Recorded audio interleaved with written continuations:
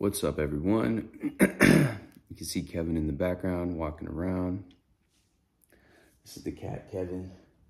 He came from our farm, actually, out here in Indiana. And he was just a little bit more precocious than any of his brothers and sisters because they all stay in the barn, and he was out by the dogs, and he was like, apparently like when he was like this small, or very small, he was out by the dogs and they were licking him like so much that my dad and my stepmom thought that they were going to eat him. You know, the dogs have eaten the chickens in the barn. I guess just to give you guys a background, I'm up here in Indiana right now, and we have a farm out here. We've got horses, chickens, ducks, all of that. Honestly, maybe I should do a video going over there and showing you guys the farm. Let me know down below if you guys would be interested. But I digress. Today, we are here to cover this post. It is called How I Transformed Every Aspect of My Life. So here it is. I was never a choice. I was never a choice. Maybe they meant to say it was never a choice. And I hated myself since I gained self-awareness. Anytime I looked in the mirror, I thought I saw shame, guilt, and disgust. I always saw myself as the ugly duckling friend, a person so mediocre, none deserving of love, friendships, money, and so on. This English might be their second language because there's a little bit of strange grammar in here. I fell down a rabbit hole when spirituality became popular during the pandemic. So you could only imagine the amount of money I've spent on crystals, tarot readings, or manifestation techniques. After some time, I've realized that I wasn't even coming from a belief in something. In my case, it was just pure desperation of trying to change my life at least a little. I've started meditating every day for at least 15 minutes. Then during this phase, I met Neville Goddard and his teachings. I had a lot of built up rage and hatred in my heart. So first I had to take care of that. I went to countless therapy sessions, verbalized my feelings and thoughts. Since every manifestation desire was always coming from a place of desperation and lack, it took a long time to at least grab a sense of the law. I haven't even read the books. I was just constantly scrolling on this subreddit with the faith that if I read a couple of stories of success, copy that exact process, I will have what I want. I tried to manifest a SP, friend group, better relationship with my parents, but it didn't matter since I hadn't changed anything inside. I actually read Neville's books one time, 2 times, 3 times, and did my best to apply all this knowledge into my life.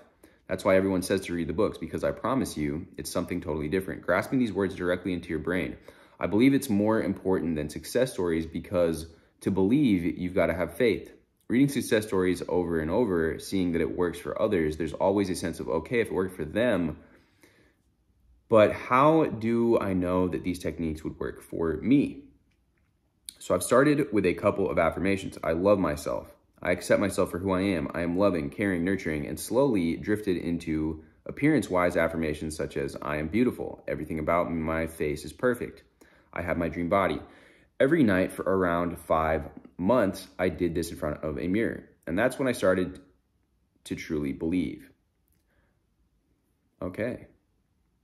This is interesting. So the affirmations, and it sounds like robotic affirming is the technique being used here, and especially in the mirror. And I've discussed this before, that there's a lot of power in looking at yourself in the mirror. And I used to do that when I was doing sales. I would do that every single morning and every single night before I went to sleep. I would look in the bathroom mirror and recite this script to myself that I had written down to myself. So I love myself. I accept myself for who I am. I become a beautiful woman, the one that I always was just before I've never seen it. My mind became clear and I become my best friend. Personally, I've worked on my self-confidence as it is foundation for my belief. I am God, the creator and this is my reality. It's my choice and I am in control. Since then, I've got my dream job. My family's relationship has never been better. I have a loving boyfriend, amazing friends, bright future ahead, and the feeling of freedom and peace. Obviously, in my case, with the depression and antidepressants, I've started with therapy to get where I'm at now, but the law truly saved me. For me, what worked was a simple thought and then forgetting about it, or simply letting go. I've come to the conclusion that the 3D, the desires, it's so much deeper than that. It's about you. You are the key. You are already that which you want to be, and your refusal to believe that is the only reason you do not see it. I also want to thank all of you of creating this community, a part of Neville, from Neville himself. During this whole process, I'm glad there's a place like this subreddit. I believe in you, much love. Edit. Just woke up to these beautiful comments. Thank you so much for all the encouragement. As for my journey, it's a long one for sure. And for any questions, I invite you to message me. I'll answer any questions and try to do my best to help or explain. So we got the top comment here saying, it started with simple inner talk and look where you are now. So it shows inner conversations are not a lie. Congrats. People are saying beautifully written. Yeah, this is awesome.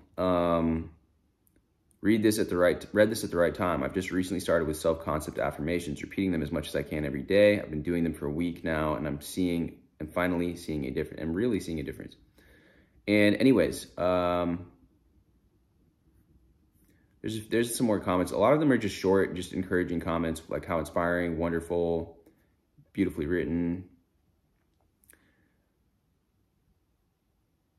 So what I would like to say about this, and my 2 cents on this, is that yes, this can be super powerful doing it in the mirror. And I don't know why more people don't talk about this, but in the book, The Magic of Believing by Claude Bristol, he talks about this. And I don't think I actually got it from that book. I'm actually not quite sure, because I was doing this before I consciously read his book. Maybe I discovered it around that time, I don't know. But there's a lot of power when you look into your eyes and tell yourself this stuff. And if you do it, you can do it different ways. You can do it emphatically, you can do it robotically.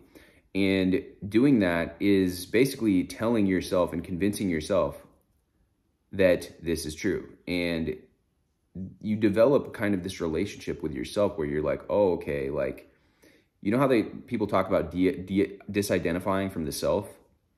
Well, you can instruct your 3D avatar, 3D character, that this is true for it.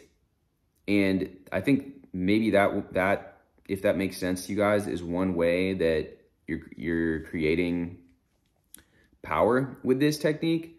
I'm not sure, like, there's probably various reasons, like looking into your own eyes as you say this.